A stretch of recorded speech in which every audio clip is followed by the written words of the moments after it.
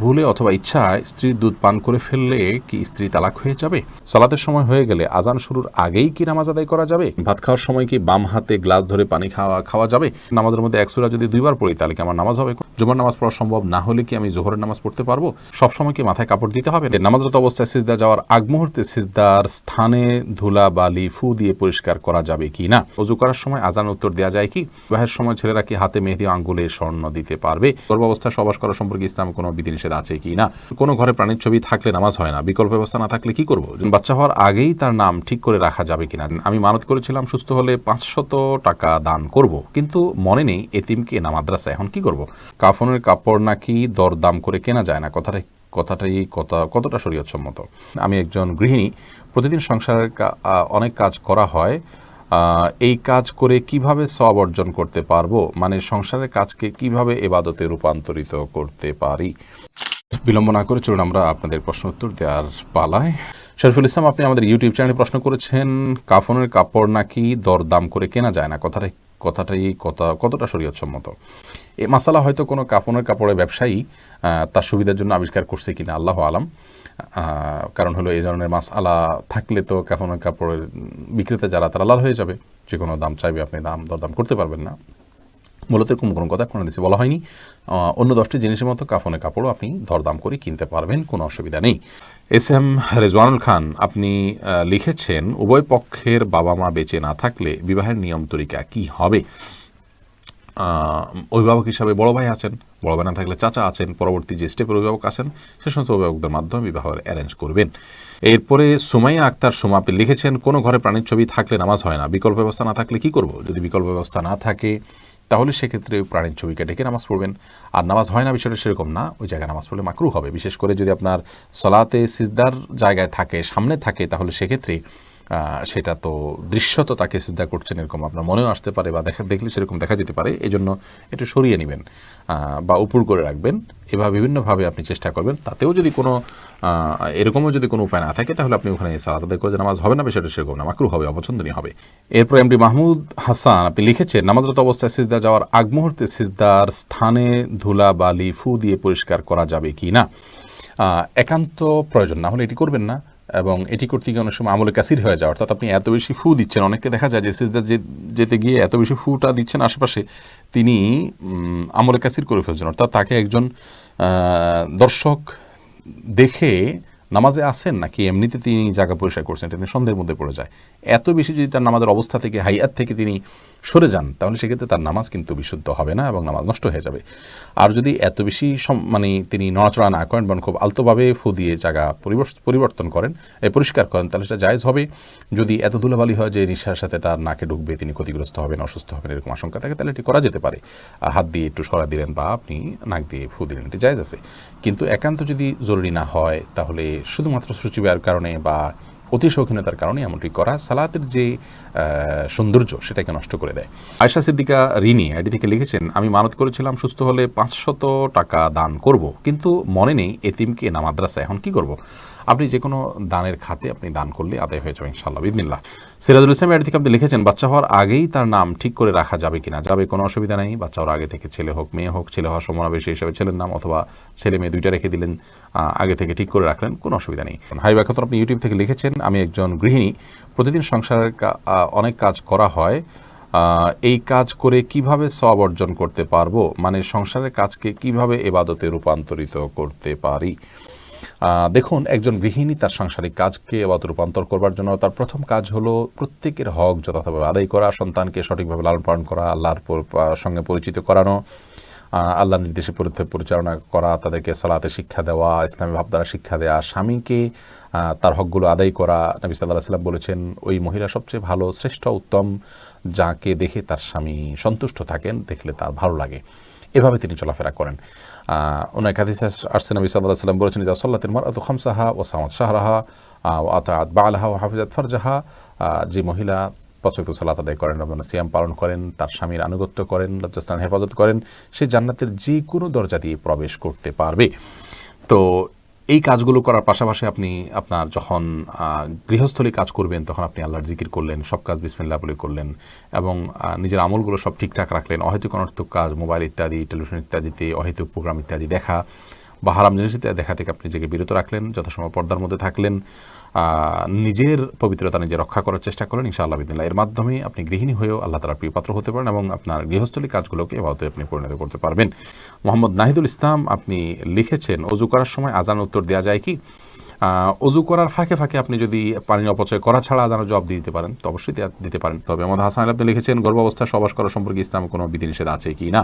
না, গর্ভাবস্থায় সহবাস করার পরে ইসলামের কোনো বিধিনিষেধ নাই। তবে আপনি এই অবস্থায় সহবাস করলে যদি বা গর্ভস্থ সন্তানের ক্ষতি হয় বা স্ত্রীর কষ্ট হয় বা ক্ষতি হয় তাহলে সেক্ষেত্রে সেটি করা উচিত হবে না। শিশির ভেজা ঘাস এই আইডি থেকে আপনি লিখেছেন, সবসময় কি মাথায় কাপড় দিতে হবে? না, সবসময় মাথায় কাপড় দিতে হবে বোন, এমনটি মোটেও আবশ্যক নয়। আপনি পরপুরুষের সামনে গেলে বা সে আপনাকে দেখে ফেলতে পারে এরকম হলে সেক্ষেত্রে মাথায় কাপড় না, শুধুমাত্র আপনি আপনার সৌন্দর্য ঢাকবেন, মাথার কাপড়কে আরও টেনে দিয়ে আপনার সৌন্দর্য এবং রূপ লাবণ্য এগুলোকে ঢেকে তার সামনে যাবেন।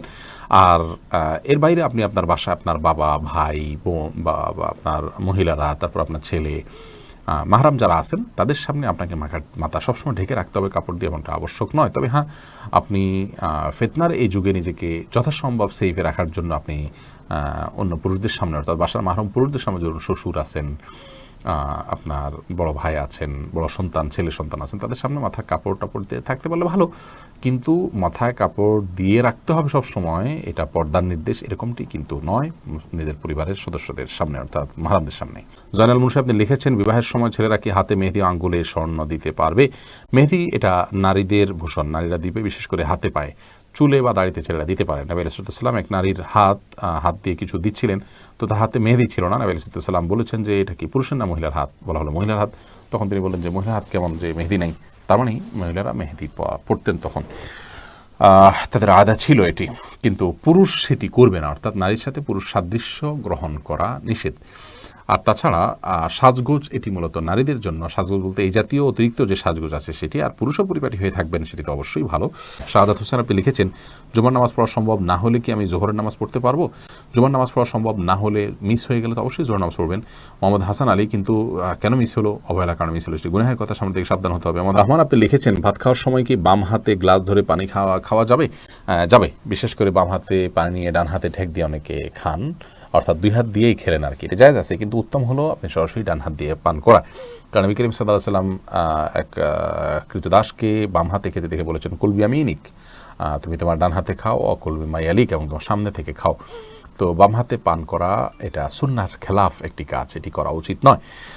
ডান হাতে যথাসম্ভব পান করা উচিত, কিন্তু ডান হাতে আমাদের খাবার লেগে থাকে, বিশেষ করে আমরা যারা এই সাবকন্টিনেন্টে থাকি, আমাদের খাবারগুলো এরকম যে ভাত তরকারি ঝোল টোল দিয়ে খেতে গেলে আমাদের হাত মেখে যায়, গ্লাসে ধরলে নষ্ট হয়ে যায়, সেখানে আমরা আঙুল চেটে খেয়ে তারপরে ধরতে পারি, সেটা আমাদের জন্য অধিকতর সুন্নাহর নিকটবর্তী এবং ভালো।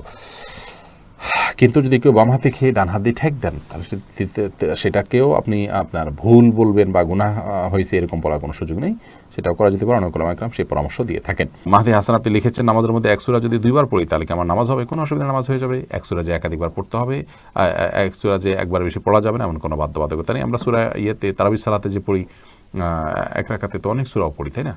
কোনো অসুবিধা নেই। জান্নাতুল ইমিন আপনি লিখেছেন, সালাতের সময় হয়ে গেলে আজান শুরুর আগেই কি নামাজ আদায় করা যাবে? সালাতের সময় হয়ে গেলে আজান শুরুর আগে আপনি সালাত আদায় করতে পারেন, কোনো অসুবিধা নেই। সালাতের সময় হওয়াটা হলো মূল। ইন্না সালাতা কানাত আলাল মুমিনিনা কিতাবাম মাওকুতা, সালাত নির্দিষ্ট সময় আদায় করাটাকে ফরজ করা হয়েছে। আজান হলে তারপরে জামাত হবে, আজান হলো ডাকার জন্য, কিন্তু তার আগে মা বোনরা তার জায়গায়, পুরুষরা তার জায়গায় সালাত আদায় করতে পারবেন, কোনো অসুবিধা নেই। আরমান হুসাইন আপনি ইউটিউব চ্যানেল থেকে প্রশ্ন করেছেন, ভুলে অথবা ইচ্ছায় স্ত্রীর দুধ পান করে ফেললে কি স্ত্রী তালাক হয়ে যাবে? দেখুন, ভুলে বা ইচ্ছাকৃতভাবে যদি কোনো স্বামী তার স্ত্রীর দুধ পান করে ফেলে তাহলে তার কারণে তাদের বৈবাহিক সম্পর্ক নষ্ট হবে না, এটি বিশুদ্ধতর মত এবং এটি জুমহুর উলামা ইকরামের মত। কেউ কেউ এর ব্যতিক্রম বলেছেন, কিন্তু সেটি আসলে গ্রহণযোগ্য নয়। অতএব স্বামী যদি স্ত্রীর স্তনে মুখ দিয়ে দুধ পান করে ফেলেন ভুলে, তাহলে তার কারণে সম্পর্ক, তাদের স্বামী স্ত্রীর সম্পর্ক নষ্ট হবে না।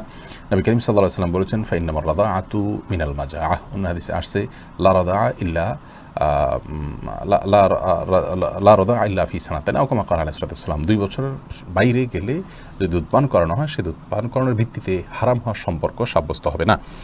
এবং এ বিষয়ে দুরুল মুখতারের মধ্যেও স্পষ্ট ফতোয়া রয়েছে, এবং প্রয়োজন ছাড়া আপনার প্রয়োজন ছাড়া আপনার একজন মানুষ অহেতুক কর্মকাণ্ড থেকে যথাসম্ভব, বিশেষ করে যেখানে নানা রকমের রিস্ক আছে, নানা রকমের আপনার সুবিধা অসুবিধার দিক সেখানে চলে আসতে পারে, এ ধরনের বিষয়ে মানুষ যথেষ্ট সাবধান এবং সচেতন হতে হবে। স্ত্রীর দুধ যদি অনিচ্ছাকৃতভাবে কারোর মুখে চলে যায় এবং সে পান করে ফেলে, তাহলে সেটা মানে ইচ্ছাকৃত যদি কেউ করে তাহলে সেটা নাজায়েজ হবে, গুনাহের কথা হবে। যদিও কোনো কালাম জায়েজ বলেছেন, কিন্তু নাজায়েজ এবং গুনাহ হবে, এই মতটি অধিকতর শক্তিশালী। সাবির আহমেদ আপনি আইডি থেকে লিখেছেন, মসজিদে না গিয়ে নিয়মিত নিজের ওয়াইফের সাথে ঘরে জামাতে নামাজ আদায় করা কি সঠিক হবে? মোটেও সঠিক হবে না ভাই সাব্বির। কারণ হলো আমাদেরকে আল্লাহ রাব্বুল আলামিন যে দিন দিয়েছেন, এই দিনে 5 ওয়াক্ত সালাত হলো সবচেয়ে গুরুত্বপূর্ণ আমল। আর এই 5 ওয়াক্ত সালাত পুরুষদের জন্য মসজিদে গিয়ে সালাত আদায় করার নির্দেশনা আমাদেরকে দেওয়া হয়েছে। নবী সাল্লাল্লাহু আলাইহি সাল্লাম বলেছেন, 3 ব্যক্তি যাদের ব্যাপারে আল্লাহ রাব্বুল আলামিন নিজে জামিন এবং জিম্মাদার হয়ে যান, তাদের মধ্যে এক ব্যক্তি হলেন ওই ব্যক্তি যে মসজিদে যাতায়াত করে সালাত আদায় করার জন্য। অন্য এক হাদিসে নবী আলাইহিস সালাম বলেছেন, আলা আদুল্লুকুম আলা মা ইয়ামহুল্লাহু বিল খাতায়া ওয়া ইয়ারফাউ বিহিদ দারাজাত। আমি তোমাদেরকে এমন আমলের কথা বলে দিব না যে আমলের কারণে আল্লাহ তাআলা তোমাদের মর্যাদা বৃদ্ধি করবেন এবং তোমাদের ভুল ত্রুটি এগুলোকে মাফ করে দিবেন। সেই প্রশ্নের পর সাহাবীরা বলেছে, অবশ্যই বনি ইয়া রাসূলুল্লাহ। তখন নবী সাল্লাল্লাহু আলাইহি ওয়াসাল্লাম যে আমলগুলোর কথা বলেছেন তার মধ্যে একটা আমল হলো মসজিদে যে ঘন ঘন যায়। তো মসজিদে যাওয়া, মসজিদে গিয়ে সালাত আদায় করার জন্য নির্দেশ আমাদেরকে দেওয়া হয়েছে। আর জামাতের আয়োজনটা মসজিদে হবে পুরুষদের জন্য, এতেই জামাতের যে উদ্দেশ্য সেটা সাধিত হবে। বাসায় আপনি যদি আপনার স্ত্রীকে নিয়ে জামাত নিয়মিত করেন, অথচ আপনার হাতের নাগালে আশেপাশে মসজিদ থাকে, তাহলে আপনার এই কাজটি উচিত হবে না, সঠিক হবে না। জামাতের সাথে সালাত আদায়ের যে নির্দেশ, সেই নির্দেশটা পালন হবে না। হ্যাঁ, আপনি জামাত আদায়ের সওয়াবটা পেলেন শুধুমাত্র। অবশ্য এ বিষয়ে রদ্দুল মুখতারের যে ফতোয়া রয়েছে, সেই ফতোয়া যদি আমরা সামনে রাখি, তাহলে সেক্ষেত্রে দেখতে পাই যে যদি আপনার পরিবার পরিজনের সদস্য যারা আছেন তাদেরকে নিয়ে আপনি জামাতের আয়োজন করেন, ধরুন মসজিদ দূরে আপনি আমাদের এই ভিডিওটি যদি আপনার ভালো লেগে থাকে তাহলে ভিডিওতে একটি লাইক দিতে পারেন এবং আপনার প্রিয়জনদের সাথে শেয়ার করতে পারেন। এবং এইরকম আরও ভিডিও পেতে আমাদের ইউটিউব চ্যানেলটি সাবস্ক্রাইব করে পাশে থাকা বেল আইকনটি অন করে দিন।